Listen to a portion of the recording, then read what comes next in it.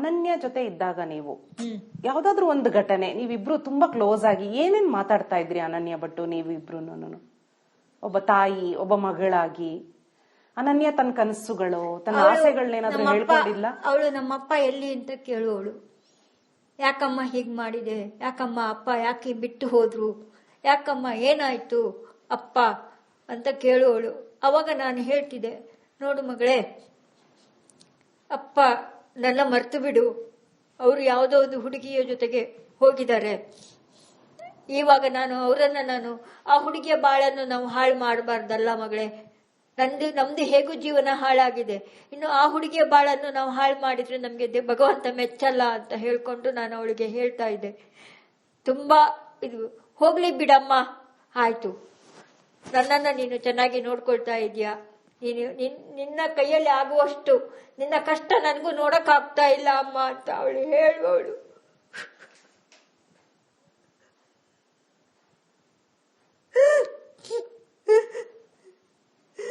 ನಿನ್ನ ಕಷ್ಟ ನೋಡಕ್ ಆಗ್ತಾ ಇಲ್ಲ ಅಮ್ಮ, ನೀನ್ ಎಷ್ಟು ಕಷ್ಟ ಪಡ್ತಾ ಇದೀಯ, ಯಾವ್ಯಾವ ರೀತಿಯಲ್ಲಿ ಫ್ಯಾಮಿಲಿಯಲ್ಲೂ ನಿನಗೆ, ನಿನ್ ತಂದೆ ತಾಯಿ ಮನೆಯಲ್ಲೂ ನಿನಗೆ ಯಾವುದೇ ರೀತಿಯ ಸುಖ ಇಲ್ಲ ಅಂತ ಹೇಳ್ತಾ ಇದೀಯ.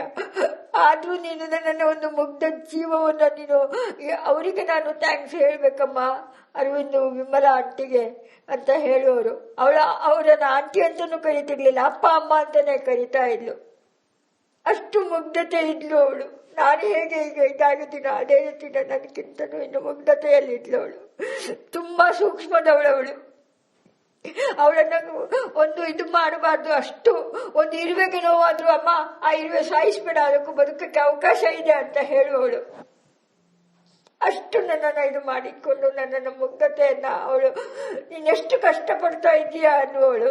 ಹಾಗೆ ಇವಾಗ್ಲೂ ಅಷ್ಟೇನೆ, ಈ ರಂಗಪ್ರಸಾದ್ ಅವರು ಸಾಯುವ ಹಿಂದಿನ ಒಂದು ವಾರದ ಹಿಂದೆನೆ ಹೇಳು, ಎಷ್ಟು ಕಷ್ಟಪಡ್ತಾ ಇದೀಯ ನೀನು, ಎಷ್ಟು ನೀನು ಮಾತಾಡಕ್ಕೆ ನಿಂಗೆ ಟೈಮ್ ಇಲ್ಲ, ಅಷ್ಟು ಕಷ್ಟಪಡ್ತಾ ಇದೀಯಾ ಅಂತ ಈ ರಂಗಪ್ರಸಾದ್ ಸಮೇತ ಲಾಸ್ಟ್ ಕೊನೆಯಲ್ಲಿನೂ ಹೇಳಿದ್ರು.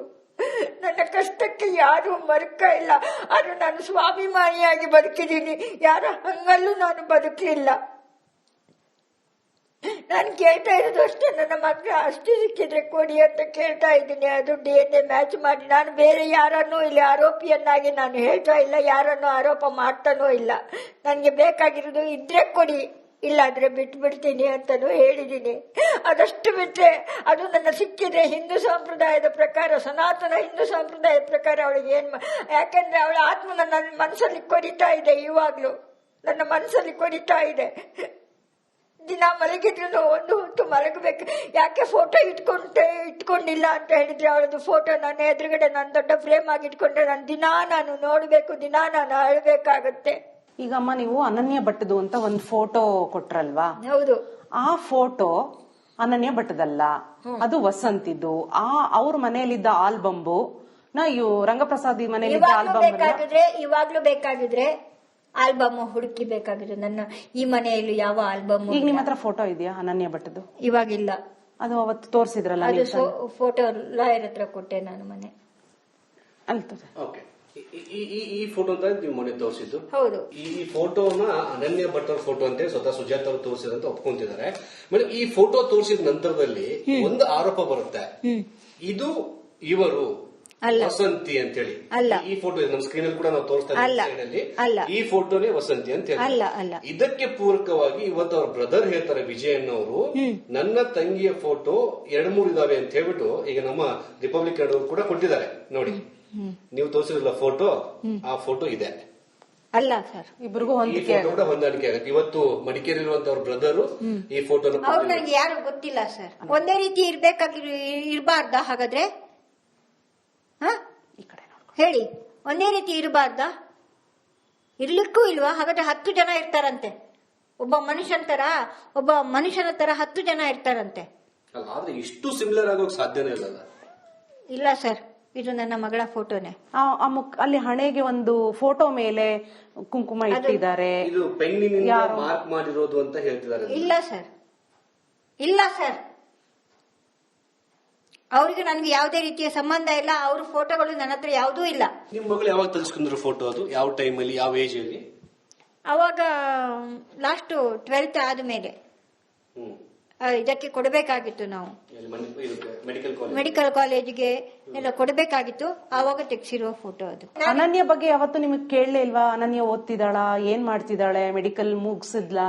ಅವಾಗ ಅಲ್ಲಿಗೆ ಕಾಲ್ ಬಂದಿತ್ತಲ್ವಾ ಲ್ಯಾಂಡ್ ಲೈನ್ಗೆ, ಮಿಸ್ ಆಗಿದ್ದಾಳೆ ಅಂತ ಹೇಳಿ ನಿಮಗೆ ಹೇಳಿದ್ರು ಕೋಲ್ಕತ್ತಾ? ನನಗೆ ಹೇಳಿದ್ರು ಅಂತ ಹೇಳಿದ್ರೆ ಅವ್ರ ಮನೆಯಲ್ಲಿ ಇದ್ದೆ ನಾನು. ಓ, ನೀವು ಅವ್ರಿಗೆ ಹೇಳಿ ಬಂದ್ರ? ಅವ್ರಿಗೆ ಹೇಳಿ ಬಂದೆ, ಫಸ್ಟ್ ಹೋಗಿ ಹುಡುಕಿಕೊಂಡು ಅದೇನಾಗಿದೆ ನೋಡ್ಕೊಂಡ್ ಬಾ. ಆಮೇಲೆ ನೀವೇನು ಹೇಳಿಲ್ವಾ ಅನನ್ಯ ಸಿಗ್ಲಿಲ್ಲ ನನ್ಗೆ ಅಂತ? ಅವರು ಆಮೇಲೆ ನನ್ಗೆ ಹೇಳಕ್ಕೆ ಅವಕಾಶ ಇರ್ಲಿಲ್ಲ. ಅಮ್ಮ, ಇವಾಗ ಬೆಳ್ತಂಗಡಿ ಪೊಲೀಸರು ಕಂಪ್ಲೇಂಟ್ ತಗೊಳ್ಳಲ್ಲ, ಆದ್ರೆ ನೀವ್ ಎಲ್ಲೂ ಯಾಕೆ ಹೋಗಿ ಕಂಪ್ಲೇಂಟ್ ಕೊಡ್ಲಿಲ್ಲ? ಮಂಗಳೂರಲ್ಲಿ ಕೊಡ್ಲಿಲ್ಲ, ಬೆಂಗಳೂರಲ್ಲಿ ಕೊಡ್ಲಿಲ್ಲ? ನಾನು ಎಲ್ಲೂ ಹೋಗಿ ಕೊಡಕ್ಕೆ ಅವಾಗ ನಾನು ಹೊಡೆದು ಇದು ಮಾಡಿದ ಮೇಲೆ ನಾನು ಆಸ್ಪತ್ರೆಯಲ್ಲಿದ್ದೆ. ನೀವು ಹುಷಾರ್ ಚೇತರಿಸ್ಕೊಂಡ ನಂತರ ನಾನು ಅದಕ್ಕೆ ಹೋಗ್ಲಿಲ್ಲ ಮೇಡಮ್. ನಾನು ಹೋಗ್ಲಿಲ್ಲ, ನನಗೆ ಬೇಡ. ಅಷ್ಟು ಬೇಗ ನಿಮ್ ಕರಡು ಬಳ್ಳಿನ ನೀವು ಮರ್ತು ಬಿಟ್ರ? ಮರ್ತು ಬಿಟ್ಟಿಲ್ಲ, ಮರ್ತು ಬಿಟ್ಟಿಲ್ಲ. ನಾನು ನನ್ನ ನೋವು ನನ್ನ ಹತ್ರ ಇದೆ. ನಾನು ಅವಾಗ ಯಾವ ಸ್ಟೇಜ್ ಅಲ್ಲಿ ಇದ್ದೆ ಅಂತ ಹೇಳಿದ್ರೆ ನನಗೆ ಗೊತ್ತು.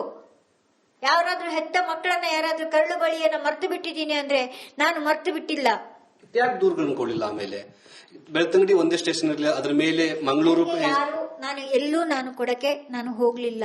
ಬೆಳ್ತಂಗಡಿ ಸ್ಟೇಷನ್ ಅಲ್ಲಿ ಯಾವಾಗ ತಗೊಂಡಿಲ್ಲ. ನಂಗೆ ಬೇಕಾಗಿರೋದು ಎಲ್ಲಿ? ಬೆಳ್ತಂಗಡಿ ಸ್ಟೇಷನ್ ಬೇಕಾಗಿತ್ತು. ಅವಾಗ ತಗೊಂಡಿಲ್ಲ ಅಂದ್ಮೇಲೆ ಇಲ್ಲಿ ನ್ಯಾಯ ಸಿಗಲ್ಲ. ನನ್ನ ಕೈಯಲ್ಲಿ ದುಡ್ಡು ಇರ್ಲಿಲ್ಲ. ದೊಡ್ಡ ವ್ಯಕ್ತಿಗಳು ಅಥವಾ ಯಾರಾದ್ರೂ ದೊಡ್ಡವರು ಇದ್ರಲ್ಲಿ ಇದ್ ಮಾಡಿ ಇರ್ತಾರೆ ಅನ್ನುವಂಥದ್ದು ನನಗೆ ಒಂದು ಅನುಮಾನ. ಅದೇ ಯಾರಾದ್ರೂ ದೊಡ್ಡವರು ಯಾರ ಕರ್ಕೊಂಡು ಹೋಗಿ ಏನಾದ್ರೂ ಮಾಡಿದ್ರೆ, ಯಾರು ಕರ್ಕೊಂಡು ಹೋಗಿದ್ದಾರೆ, ಏನಾಗಿದೆ ಅನ್ನೋದು ನನಗೆ ಗೊತ್ತಿಲ್ಲ. ಇದು ಆಯ್ತು. ನನ್ನ ಕರಳು ಬಳ್ಳಿಯನ್ನ ನಾನು ಯಾವತ್ತೂ ಮರೀಲಿಲ್ಲ. ಟಿಲ್ ಟುಡೇ ತನಕ ನನ್ನ ಕರಳು ಬಳ್ಳಿಯನ್ನ ನಾನು ಮರೆಯುವಂತ ವ್ಯಕ್ತಿನೇ ಅಲ್ಲ. 9 ತಿಂಗಳು ಹೊತ್ತು ಸಾಕಿದ ಮಗಳನ್ನ ಯಾವತ್ತು ಮರ್ತು ಬಿಡಕ್ಕಾಗುತ್ತ ಮೇಡಮ್? ದಯವಿಟ್ಟು ಯಾರು ನನ್ನನ್ನ ತೇಜೋವಧೆ ಮಾಡಬೇಡಿ. ದಯವಿಟ್ಟು ಯಾರು ನನ್ನನ್ನು ತೇಜೋವಧೆ ಮಾಡಬೇಡಿ. ಇದು ಕಾಲ್ಪನಿಕ ಅಲ್ಲ. ನಾನು ಕಟ್ಟುಕತೆಗೂ ಕಟ್ತಾ ಇಲ್ಲ. ಇದು ನನ್ನ ರಿಯಲ್ ಸ್ಟೋರಿ. ನನ್ನನ್ನ ಯಾವ ರೀತಿ ಮಟ್ಟಕ್ಕೆ ಇದು ಮಾಡಿದಾರೆ, ಎಲ್ಲಿಗೂ ಹೋದ್ರು ಇಲಿ ಹೋಯ್ತು ಹುಲಿ ಹೋಯ್ತು ಅನ್ನುವ ರೀತಿಯಲ್ಲಿ ಮಾಡಿದ್ದಾರೆ. ನನ್ನ ಫ್ಯಾಮಿಲಿಯವರು ನನ್ನನ್ನು ತುಂಬಾ ಟಾರ್ಚರ್ ಕೊಟ್ಟಿದ್ದಾರೆ.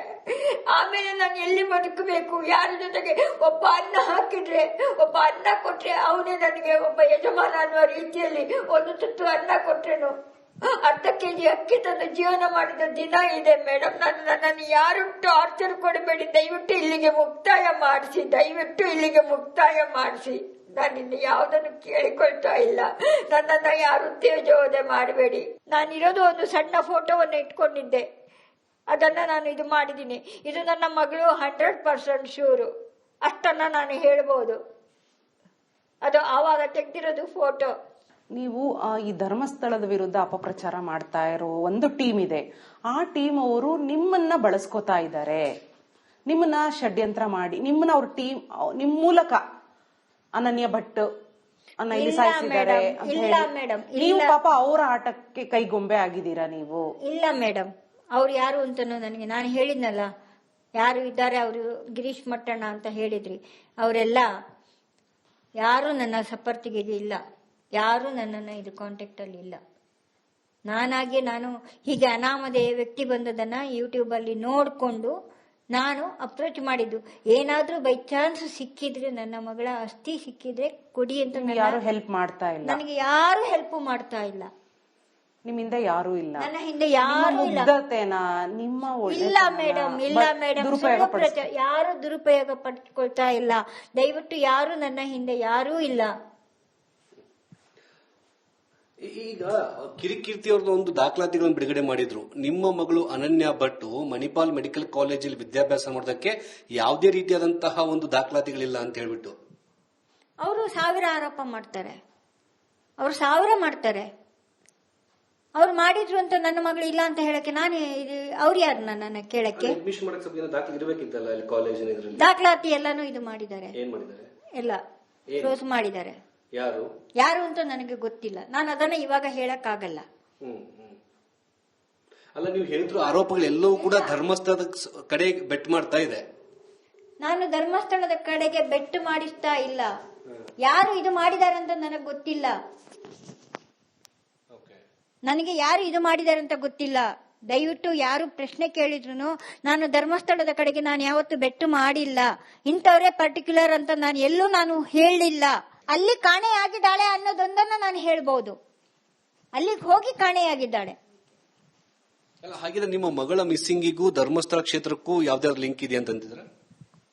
ನಾನು ಯಾವ್ದನ್ನು ಈಗ ಲಿಂಕ್ ಇಲ್ಲ, ಗೊತ್ತಿಲ್ಲ ನನಗೆ. ಲಿಂಕ್ ಇಲ್ಲ ಅಂತ ನಾನು ಹೇಳ್ತಾ ಇದ್ದೀನಿ. ಬಟ್ ಯಾರದು ಇದಿದೆ ಅಂತ ನನಗೂ ಗೊತ್ತಿಲ್ಲ. ಇಲ್ಲಿ ನಾನು ಯಾಕೆ ಇದನ್ನು ಇತ್ತಂಡದಲ್ಲಿ ನಾನು ಹೇಳಕ್ ಇಷ್ಟಪಡ್ತಾ ಇಲ್ಲ. ನನಗೆ ಧರ್ಮಸ್ಥಳಕ್ಕೂ ಅದಕ್ಕೂ ಲಿಂಕ್ ಇದೆಯೋ ಇಲ್ವೋ, ನಾನು ಹೇಗೆ ನಾನು ಇದು ಮಾಡ್ಲಿ? ನಾನೇನು ಇನ್ವೆಸ್ಟಿಗೇಷನ್ ಆಫೀಸರಾ? ಯಾರ ಮೇಲೆ ಅನುಮಾನವಿಲ್ವಾ ನಿಮ್ಗೆ ಅಲ್ಲಿರೋರ್ ಮೇಲೆ? ಯಾರು ಕರ್ಕೊಂಡು ಹೋಗಿದಾರಂತ ಗೊತ್ತಿಲ್ವಲ್ಲ. ನಾನು ಹೇಗೆ ಒಬ್ರನ್ನ ಬ್ಲೇಮ್ ಮಾಡ್ಲಿ? ನಾನು ನೋಡಿದ್ರೆ ತಾನೇ ನಾನು ಹೇಳ್ಬೇಕು. ಪರ್ಟಿಕ್ಯುಲರ್ ಆಗಿ ಇಂಥವ್ರನ್ನ ನೋಡಿದ್ರೆ ತಾನೇ ನಾನು ಹೇಳ್ಬೇಕು. ನೋಡಿಲ್ಲದೆ ಇದ್ದ ಮೇಲೆ ನಾನು ಇಂಥವ್ರನ್ನ ಬೆಟ್ ಮಾಡಿ ತೋರಿಸೋದು ಅದು ಹೇಗೆ ಚೆನ್ನಾಗಿರುತ್ತಾ? ಈಗ ನೀವು ಒಬ್ರೇ ಬೆಂಗಳೂರು ಮಂಗಳೂರಿಗೆ ಒಬ್ರೇ ಓಡಾಡ್ಕೊಂಡಿದ್ದೀರಾ? ಹೌದು ಮೇಡಮ್. ಈ ವಯಸ್ಸಲ್ಲಿ ಹೌದು, ಏನ್ ಮಾಡೋದು? ನಿಮ್ಮ ಹೊಟ್ಟೆಗೆ, ನಿಮ್ಮ ಊಟಕ್ಕೆ, ನಿಮ್ ಬದುಕಿಗೆ ಏನಿದೆ ನಿಮ್ಮ ಹತ್ರ? ನನ್ನ ಬದುಕಿಗೆ ಏನೂ ಇಲ್ಲ. ನಾನು ದುಡಿಬೇಕು, ತಿನ್ಬೇಕು. ಈಗ ಏನ್ ಕೆಲಸ ಮಾಡ್ತಿದ್ದೀರಾ? ಇವಾಗ ಈಗ 2 ತಿಂಗಳಿಂದ ಯಾವ ಕೆಲಸನೂ ಇಲ್ಲ.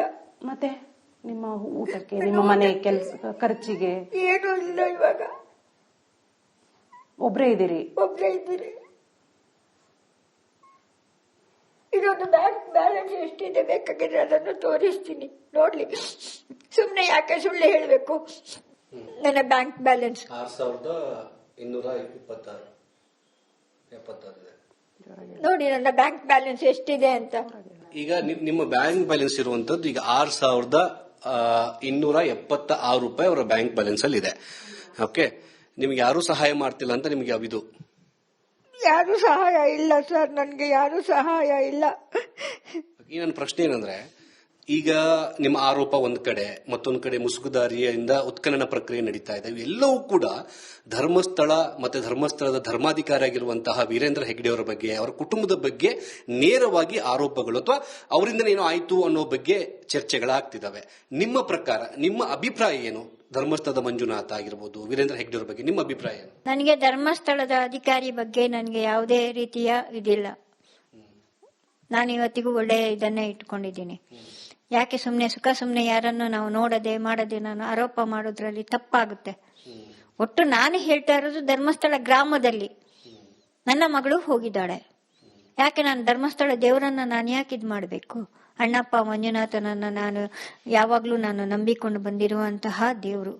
ಹಾಗಾಗಿರ್ಬೇಕಾಗಿದ್ರೆ ಯಾರನ್ನೂ ನಾನಿಲ್ಲಿ ಬ್ಲೇವ್ ಮಾಡ್ಲಿಲ್ಲ. ಎಲ್ಲ ಒಳ್ಳೆ ವ್ಯಕ್ತಿಗಳಂತಾನೆ ಹೇಳ್ಕೊಂಡು ನಾನು ಇದು ಮಾಡ್ತೀನಿ. ಅವ್ರ ಬಗ್ಗೆ ನನಗೆ ಯಾವುದೇ ರೀತಿಯ ದ್ವೇಷ, ಅಸೂಯೆ ನನಗೆ ಯಾವುದೂ ಇಲ್ಲ. ಇನ್ ಎಷ್ಟು ದಿನ ಈ ಅನನ್ಯ ಭಟ್ಗೋಸ್ಕರ ಹೋರಾಡ್ತೀರಾ ನೀವು? ಗೊತ್ತಿಲ್ಲ. ಸಿಕ್ಕಿದ್ರೆ ನಾನು ಹೋರಾಟ ಮುಗಿಸ್ತೀನಿ, ಇಲ್ಲಾಂದ್ರೆ ಹೋರಾಟ ಮಾಡಿ ಇನ್ನು ಏನು. ಇವಾಗ ನೀವು ಕೇಳಿದ್ರಲ್ಲ, ಏನ್ ಕೇಳಿದ್ರಿ ಹೇಳಿ? ನೀವು ಎಲ್ಲೂ ಕಂಪ್ಲೇಂಟ್ ಕೊಡ್ಲಿಲ್ವಾ ಅಂತ ಕೇಳಿದ್ರಿ ಅಲ್ವಾ? ಅದಕ್ಕೆ ಬಂದು ಇಲ್ಲಿ ಕಂಪ್ಲೇಂಟ್ ಕೊಟ್ರಿ ಅಲ್ವಾ? ಆವಾಗ ನಾನು ಕಂಪ್ಲೇಂಟ್ ಕೊಟ್ಟಿದ್ರು ಅಲ್ಲ, ಆವಾಗ ನಾನು ಕಂಪ್ಲೇಂಟ್ ಕೊಟ್ಟಿದ್ರು ಸೇಮ್ ಇದೇ ರೀತಿನೇ ಆಗೋದು. ಅಲ್ಲ, ಆದ್ರೆ 22 ವರ್ಷದ ನಂತರ ಯಾಕೆ ಕಂಪ್ಲೇಂಟ್? ನಾನು ಅನಾಮಧೇಯ ವ್ಯಕ್ತಿ ಅಂತ ಜನರ ಪ್ರಶ್ನೆ. ನಾನು ಯಾರನ್ನು ನಾನು ಕಂಪ್ಲೇಂಟ್ ಕೊಡ್ಲಿಲ್ಲ. ಅದೇ ಯಾಕೆ ಹುಡುಕ್ಲಿಲ್ಲ 22 ವರ್ಷ? ನಾನು ಹುಡುಕಕ್ಕೆ ನಾನು ಪ್ರಯತ್ನ ಮಾಡ್ಲಿಲ್ಲ. ನನ್ನ ಕರುಳಿನ ಕೂಗು ನನ್ನ ಮನಸ್ಸಲ್ಲೇ ಇದೆ, ನನ್ನ ಆತ್ಮದಲ್ಲಿದೆ. ಅದನ್ನ ನಾನು ಬೇರೆಯವರಿಗೆ ಹೋಗಿ ವ್ಯಕ್ತಪಡಿಸಕ್ಕಾಗೋದಿಲ್ಲ. 1000 ಜನ ನನ್ನನ್ನು ಕ್ವಶನ್ ಕೇಳ್ತಾರೆ. ಅದಕ್ಕೆ ನಾನು ಪ್ರತಿಯೊಬ್ಬರಿಗೂ ನಾನು ಉತ್ತರ ಕೊಟ್ಕೊಂಡು ಹೋದ್ರೆ ದಿನಾ ನಾನು ಸಾಯ್ಬೇಕಾಗುತ್ತೆ. ದಿನ 10 ನನ್ನ ಕಣ್ಣೀರು ತಕೊಂಡು ನನ್ನ ಮಗಳನ್ನ ನಾನೇ ಇದು ಮಾಡ್ಕೊಳ್ಬೇಕಾಗುತ್ತೆ. ಹಾಗಾದ್ರೆ ನಾನು 60 ವರ್ಷ, ಇಷ್ಟು ವರ್ಷ ನಾನು ಬದುಕೋದು ಬೇಡ ಆಗಿತ್ತು. ಅವಾಗ್ಲೂ ಸಾಯ್ಬೇಕಾಗಿತ್ತು. ಇವಾಗ್ಲೂ ನಾನು ಹೇಳ್ತಾ ಇದ್ದೀನಿ, ಇವರೆಲ್ಲರೂ ಇದರಲ್ಲಿ ಸ್ಟಾಪ್ ಮಾಡ್ಲಿಲ್ಲ ಅಂತ ಹೇಳಿದ್ರೆ ನನ್ನ ಸಾವೇ ಖಚಿತ.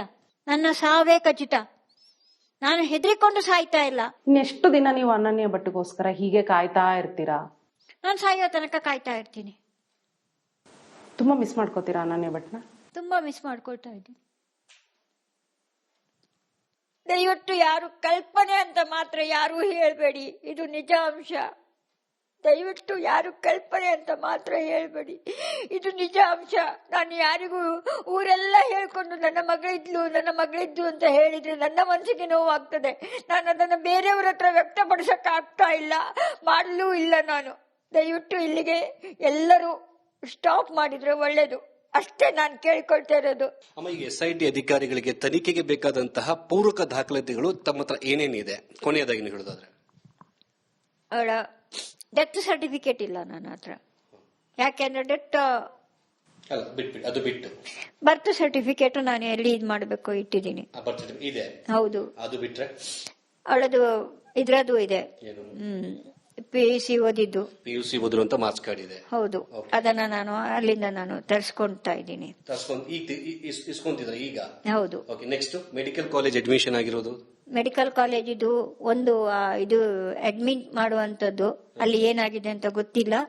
ನಾನು ಅದನ್ನ ಬೇರೆಯವ್ರ ಮೂಲಕ ತರಿಸ್ಕೊಳ್ತಾ ಇದ್ದೀನಿ. ಈಗ ತರಿಸ್ಕೊಂತಿದ್ದೀರಾ? ಹೌದು, ಎಲ್ಲಾನು ನಾನು ತರಿಸ್ಕೊಂಡು ನಾನು ಎಲ್ಲಿ ಪ್ರೂವ್ ಮಾಡಬೇಕು ನಾನು ಅಲ್ಲಿ ಪ್ರೂವ್ ಮಾಡ್ತೀನಿ. ಬರ್ತ್ ಸರ್ಟಿಫಿಕೇಟ್ ಇದೆಯಾ ಅನನ್ಯ ಭಟ್ ಅವ್ರದ್ದು? ಬರ್ತ್ ಸರ್ಟಿಫಿಕೇಟ್ ಇದೆ. ನೀವು ಊರಲ್ಲಿ ಮನೆಯಲ್ಲಿ ಅಲ್ವಾ ನಿಮಗೆ ಡೆಲಿವರಿ ಆಗಿದ್ದು? ಅದು ಪಂಚಾಯಿತಿಯಲ್ಲಿ ಕೊಡ್ತಾರೆ. ಪಂಚಾಯಿತಿಯಲ್ಲಿ ಕೊಟ್ಟಿದಾರಾ ನಿಮಗೆ? ಮತ್ತೆ ಹೇಳಬೇಕಿದೆ? ಇಲ್ಲ ಸರಿ, ಇನ್ನು ಇಲ್ಲಿಗೆ ಸ್ಟಾಪ್. ಇನ್ನು ಯಾರು ನನ್ನನ್ನ ಯಾರೋ ಆಗಿರ್ಲಿ ನನ್ನನ್ನ ತೇಜೋವಧೆ ಮಾಡಬೇಡಿ ದಯವಿಟ್ಟು. ನನ್ನ ಈ ವಯಸ್ಸಾದ ವಯಸ್ಸಲ್ಲಿ ನಾನು ಏನೋ ಮ್ಯಾಜಿಕ್ ಕಜ್ಜಿ ಇದನ್ನೆಲ್ಲ ಯಾಕೆ ಹೇಳಬೇಕು? ಸೊ ಇದಿಷ್ಟು ಸುಜಾತಾ ಭಟ್ ಅವರ ಮಾತು. ನನ್ನ ಜೊತೆಗೆ ನನ್ನ ಎಡಿಟರ್ ಆಗಿರುವಂತಹ ಶೋಭಾ ಅವರು ಕೂಡ ಇದ್ರು. ಇವತ್ತು ಸುಜಾತಾ ಭಟ್ ಅವರು ಸ್ಪಷ್ಟವಾದಂತಹ ಒಂದು ತಮ್ಮ ನಿಲುವನ್ನು ಕೂಡ ಹೇಳ್ತಿದ್ದಾರೆ. ಅಂದ್ರೆ ನನ್ನ ಮಗಳು ಇದ್ದಾಳೆ, ನಾನು ಕೊಟ್ಟಿರುವಂತಹ ಫೋಟೋ ಏನಿದೆ ಆ ಫೋಟೋ ನನ್ನ ಮಗಳದೇ, ಅದು ಯಾವುದೇ ರೀತಿಯ ವಸಂತಿ ಆಗಿರ್ಬೋದು, ಇನ್ನಿತರ ಫೋಟೋ ಅಲ್ಲ ಅನ್ನೋ ಮಾತನ್ನು ಕೂಡ ಹೇಳ್ತಿದ್ದಾರೆ. ಜೊತೆಗೆ ತಮ್ಮ ಮಗಳು ಅನನ್ಯಗೋಸ್ಕರ ಈಗಲೂ ಕೂಡ ಕಾನೂನು ಹೋರಾಟನ ನಾನು ಮಾಡ್ತಾ ಇರ್ತೀನಿ, ಅದಕ್ಕೆ ಬೇಕಾದಂತಹ ಪೂರಕ ದಾಖಲಾತಿಗಳನ್ನ SIT ಅಧಿಕಾರಿಗಳಿಗೆ ಕೊಡುವಂತಹ ಕೆಲಸ ನಾನು ಮಾಡ್ತೀನಿ ಅನ್ನೋ ಮಾತನ್ನ ಸುಜಾತಾ ಭಟ್ ಅವರು ಹೇಳ್ತಿದ್ದಾರೆ. ನೋಡೋಣ SIT ತನಿಖೆಯಲ್ಲಿ ಏನೆಲ್ಲ ಸತ್ಯಾಂಶ ಬರುತ್ತೆ ಅಂತ ಹೇಳಿ. ಕ್ಯಾಮರಾ ಪರ್ಸನ್ ಕಾಂತರಾಜ್ ಜೊತೆಗೆ ನಮ್ಮ ಎಡಿಟರ್ ಶೋಭಾ ಮೇಡಮ್ ಜೊತೆಗೆ ಮುತ್ತಪ್ಪ, ರಿಪಬ್ಲಿಕ್ ಕನ್ನಡ, ಬೆಂಗಳೂರು.